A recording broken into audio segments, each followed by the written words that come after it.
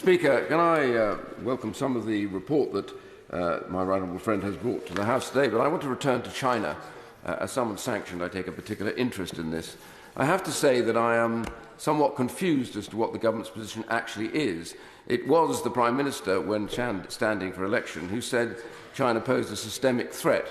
Then that was backed down to systemic challenge, to which we were going to meet it with robust pragmatism. That robust pragmatism meant that we have sanctioned nobody in Hong Kong when America has sanctioned 10, that we have sanctioned 3 low officials in Xinjiang when America has sanctioned 11, including Chen Quanguo, the architect of that terrible atrocity, and we didn't kick out the Chinese officials who beat people up on the streets of the UK.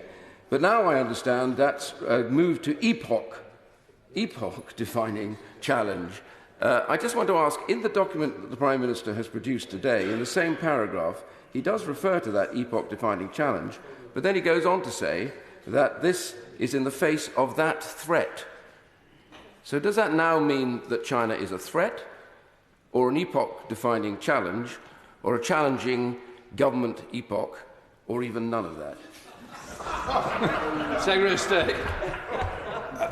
Mr. Speaker, firstly, I'd like to reassure my right honourable friend that in every meeting that I've had with representatives of the Chinese government, I've raised specifically their sanctioning of him and others in this House as being completely unacceptable behaviour. And I've challenged them on every single occasion that I have had conversations with the Chinese government, so I want to let him know on that one.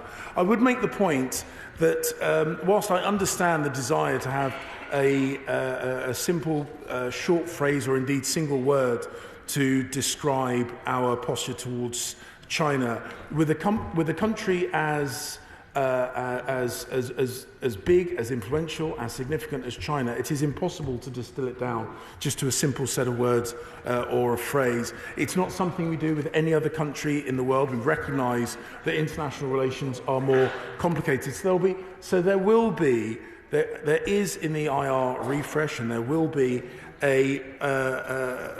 more of a narrative than just a single word description, because we want to describe the areas where we can and should work more closely with China, the areas where we need to defend ourselves and our interests against China, and the areas where we want to steer China into a different course of action. So there will always be description